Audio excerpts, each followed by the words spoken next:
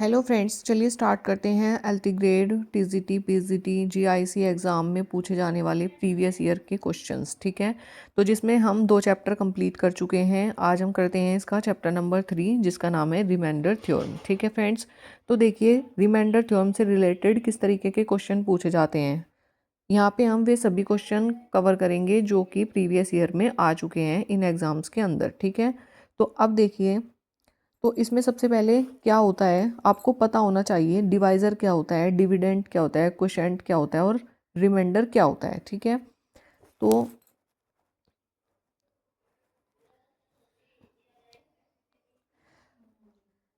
कोई भी क्वेश्चन है हमारा, अगर आप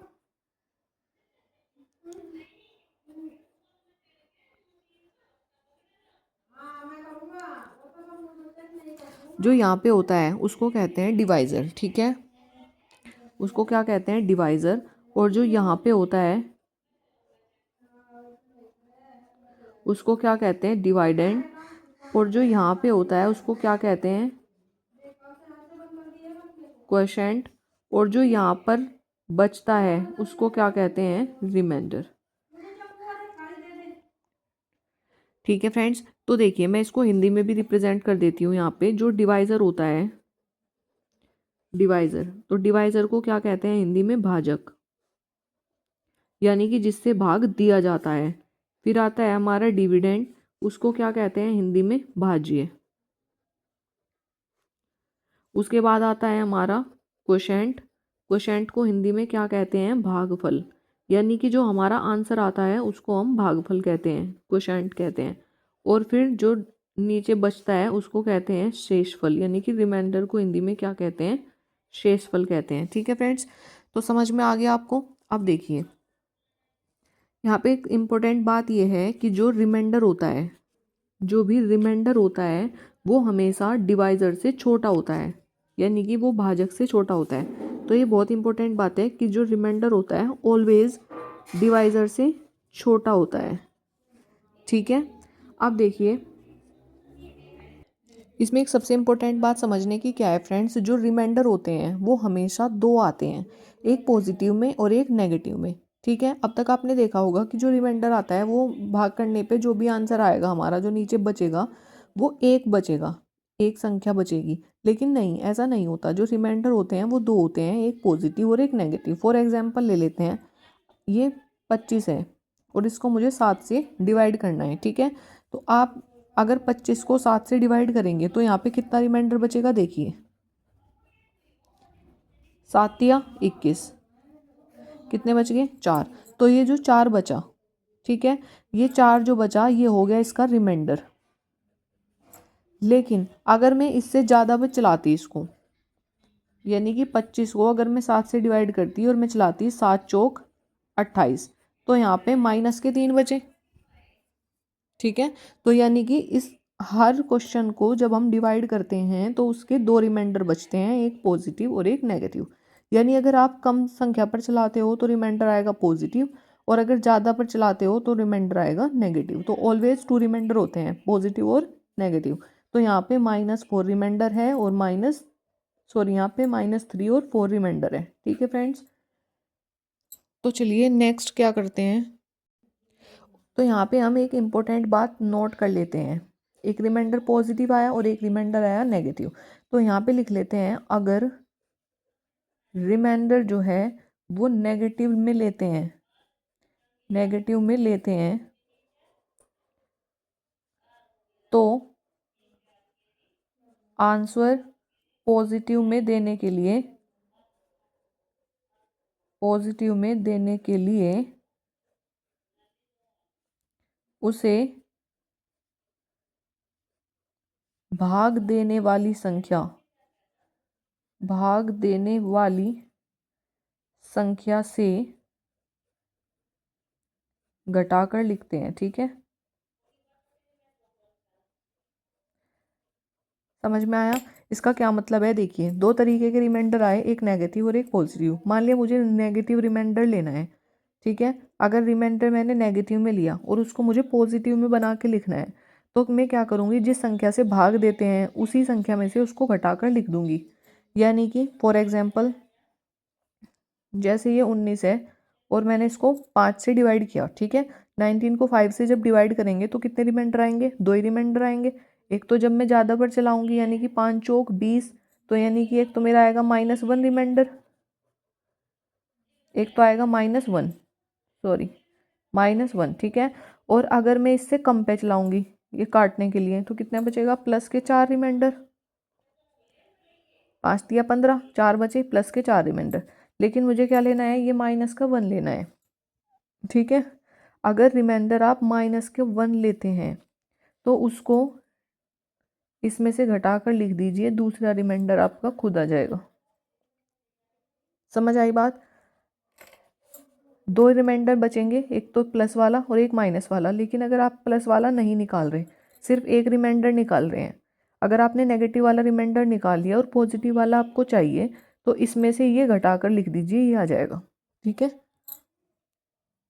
तो फ्रेंड्स देखिए, अब आपको एक क्वेश्चन दिया गया है, find the remainder when 77 into 85 into 73 is divided by 9, ठीक है। एक संख्या दी गई है आपको 77, 85 और 73। इसको अगर आप 9 से भाग देते हैं तो पूछा है कि कितना शेषफल आएगा, कितना रिमाइंडर बचेगा। तो इस तरीके के क्वेश्चन को आप कितना इजीली कर सकते हैं, ये देखिए। जब आपने 9 को 7, ये इस तरीके से लिखा है 77 इंटू 85 इंटू 73 डिवाइड बाई 9। जब आपको 9 से इसको भाग देंगे 77 को, 77 को, तो कितना रिमाइंडर बचेगा? 9 अठे 72, तो रिमाइंडर यहाँ पे बचा 5 इंटू, जब आप 85 को भाग देंगे 9 से तो कितना रिमाइंडर बचेगा? 9 नामी 81 यानी कि 4। और जब 73 को भाग देंगे कितना बचेगा? 9 अठे 72 यानी कि एक रिमाइंडर बचा। सबके रिमाइंडर लिख लिए, उसके बाद भी हम नीचे 9 लिखेंगे। फिर 5 चौक 20 आ गया, जब 20 को 9 से डिवाइड करेंगे तो कितना रिमाइंडर बचेगा? 9 दूनी 18 यानी कि 2 रिमाइंडर बचा। तो यही हो गया हमारा आंसर, ठीक है फ्रेंड्स। तो देख लिया आपने, इतने बड़े डिजिट का भी हम रिमाइंडर कितना इजीली निकाल सकते हैं। तो फ्रेंड्स हमारा नेक्स्ट क्वेश्चन आता है, फाइंड द रिमाइंडर 67 की जो पावर है वो 32 है डिवाइडेड बाय 68। तो ये जो संख्या है हमारी 67 की पावर 32, ये एक बहुत बड़ी डिजिट हो जाएगी और हमें इसको डिवाइड करना है 68 से। तो हम इसमें नेगेटिव रिमाइंडर निकालेंगे, ठीक है। देखिए 67 की पावर 32 है और जब मैं उसको 68 से डिवाइड करती हूँ तो 67 को 68 से डिवाइड करेंगे तो रिमाइंडर कितना बचेगा? -1। और -1 की पावर कितनी है यहाँ पे? 32। -1 की पावर एक इवन नंबर है, जब इवन नंबर होता है तो -1 की पावर इवन नंबर क्या होता है? 1 होता है। यही आ गया हमारा रिमाइंडर और यही हो गया हमारा आंसर, ठीक है फ्रेंड्स। इसी तरीके से क्वेश्चन सेकंड ले लेते हैं। ये क्या है? 99 की पावर 99, और जब मैं इसको 100 से डिवाइड करती हूँ तो रिमाइंडर कितना बचता है? देखो 100 से जब 99 को डिवाइड करेंगे तो इसका -1 बचेगा, -1 की पावर 99, ठीक है। तो -1 की पावर अगर एक ओड नंबर होता है तो क्या आता है? -1 आता है। लेकिन रिमाइंडर जो है वो माइनस में नहीं लिखते, रिमाइंडर मुझे पॉजिटिव ही देना पड़ेगा। तो रिमाइंडर को पॉजिटिव देने के लिए क्या करते हैं? जिस संख्या से डिवाइड किया जाता है उसमें से वो संख्या माइनस कर देते हैं। तो क्या आ गया? 99, ये आंसर। समझ आ गया? अगर रिमाइंडर हमारा बचता पॉजिटिव, जिस जिस तरीके से यहाँ पे बचा था, तो वही आंसर आ जाता। लेकिन यहाँ पे क्या बचा? हमारा रिमाइंडर माइनस बचा, माइनस में रिमाइंडर नहीं लिखते। तो फिर क्या करते हैं? जैसे कि अभी मैंने रूल बताया था, जिस संख्या से डिवाइड करते हैं उसमें से वो संख्या माइनस करके लिख देते हैं, ठीक है फ्रेंड्स। तो यहीं पर हमारा आंसर आ जाता है। इसी तरीके से अब क्वेश्चन नंबर 3 ले लेते हैं। क्वेश्चन नंबर 3 क्या कहता है? फाइंड द रिमाइंडर 6 की पावर 36 इज डिवाइडेड बाय 215, ठीक है। तो देखिए इस तरीके के क्वेश्चन को कैसे इजीली सॉल्व करते हैं। ये क्या है? हमारा 6 की पावर 36 है और उसको मुझे डिवाइड करना है 215 से। तो मुझे पता है कि 6 का क्यूब क्या होता है? 6 का क्यूब, मैं 36 को इस तरीके से लिख सकती हूँ,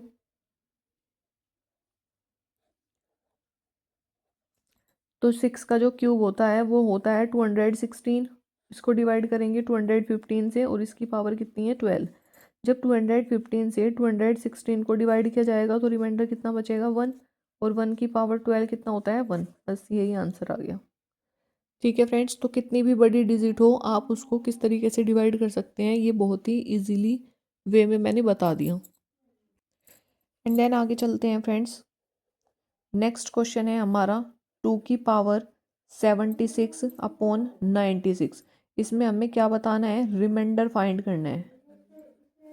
ठीक है, तो देखिए इस तरीके का क्वेश्चन हम किस तरीके से सोल्व करते हैं। ये हो गया हमारा 2 की पावर 76।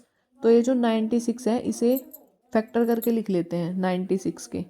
तो क्या होते हैं फैक्टर, 2 चौक 8, 2 अठे 16, 2 दूनी 4, 2 चौक 8, 2 एकम 2, 2 दूनी 4, 2 छिकी 12, 2 तिया 6, 3 एकम 3। ठीक है, तो देखिए 1 2 3 4 5, 2 की पावर 5 इंटू 3, इस तरीके से मैंने इसको लिख लिया। अब देखिए 2 की पावर 76 है, यहाँ पे 2 की पावर 5 है, तो कितनी बच गई ऊपर पावर, 2 की पावर 71 अपॉन 3। ठीक है, अब यहाँ पे है जब 3 से मैं 2 को डिवाइड करूंगी तो कितना बचेगा -1।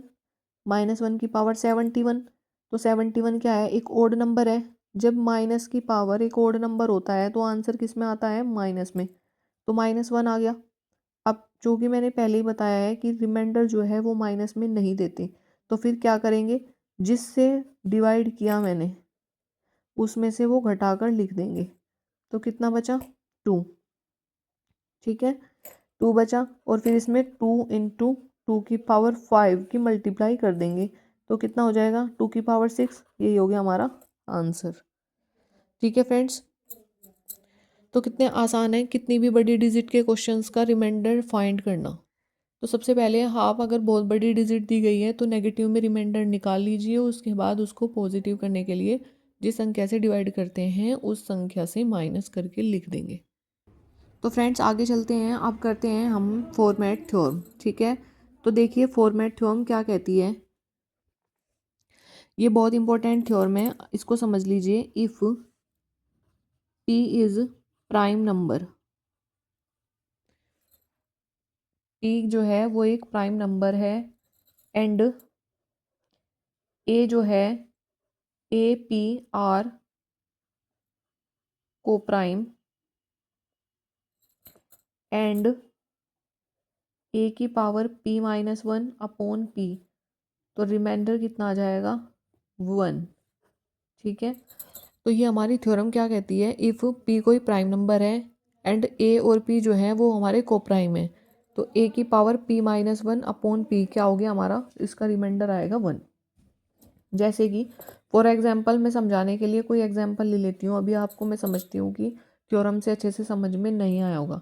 जैसे कि देखिए ये है 2 की पावर 100 अपॉन 101, 2 की पावर 100 है, इसको 101 से डिवाइड करेंगे तो यहाँ पे पूछा है फाइंड रिमाइंडर। ठीक है फ्रेंड्स, तो देखिए आप इसको क्या रख सकते हैं, 2 की पावर 100 को रख सकते हैं 101 -1, वही जो नीचे है ना उसको p मानते हैं, तो यानी कि p -1 अपॉन p, यानी कि 101। तो आंसर कितना आएगा, रिमाइंडर आएगा 1। तो यहाँ पर भी क्या लिख देंगे, रिमाइंडर 1। बस ये आंसर है।